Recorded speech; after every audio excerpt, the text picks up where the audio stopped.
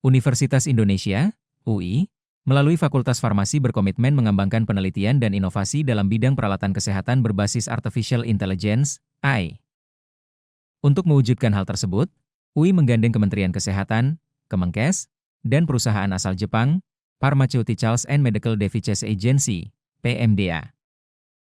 Simposium dan pelatihan bertajuk ASEAN Japan Medical Devices Regulatory pun digelar selama 3 hari, pada Rabu Jumat, 14-16-5-2025, di The Westin, Jakarta. Wakil Rektor Bidang Riset dan Inovasi UI, Hamdi Muluk menjelaskan, alat kesehatan menjadi salah satu prioritas riset dan inovasi yang dikembangkan UI.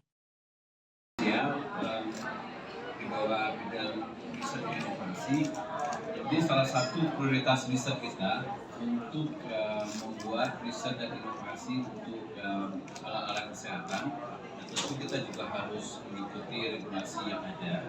Tapi intinya Universitas Indonesia sangat siap untuk menyediakan peneliti dan berkolaborasi dengan industri dan tentu juga dengan badan regulatori supaya kita bisa mengembangkan alat-alat medical device ya yang bisa mengurangi tergantung kita terhadap barang-barang dari luar negeri. Kita juga harus mengembangkan riset dan inovasi untuk membuat peralatannya jauh lebih bagus, kita bisa mengurangi ketergantungan dan sustainable ya, kalau kita bisa produksi sendiri. Nah tentu juga bagus buat pengembangan pengetahuan. Ya, hari ini saya menghadiri kolaborasi regulatory test untuk medical devices. Medical devices itu adalah alat-alat kedokteran, alat-alat kesehatan yang beberapa sudah diproduksi di Indonesia.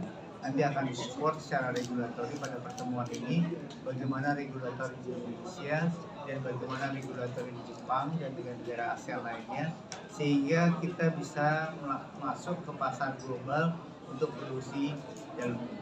Tadi saya bicara dengan duta besar Jepang, yang masih kita butuhkan beberapa diantaranya adalah active pharmaceutical ingredient untuk obat-obatan yang selama ini kita dapatkan dari India dan China.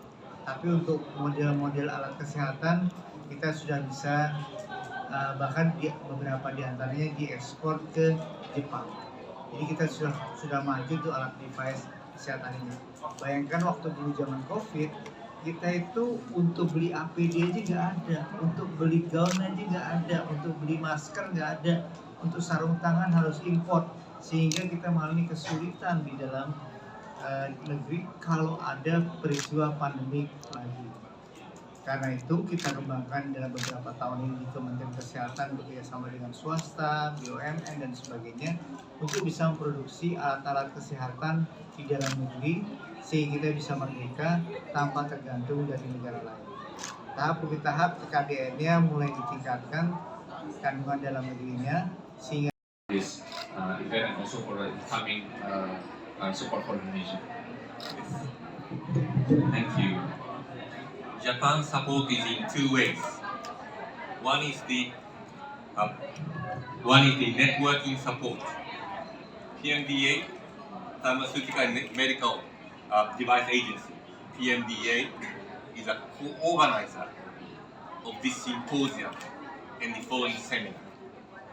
So this event is a collaboration between Indonesian government, university academics, and the Japanese government branch. That's one way of collaboration. That allows promotion of intra-ASEAN trade, as well as that ASEAN-Japan trade, export, import, investment, and beyond.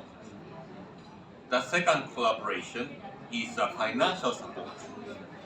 This symposium is financially supported by Japan ASEAN Integration Fund, JAIF, and also collaboration with JICA. We have a JICA expert working in the Ministry of Health. JICA is working with Ministry of Health and the university in many ways. So I think Japan's Official Development Cooperation Assistance is supporting this entire effort. Thank you. Jangan lupa subscribe ya.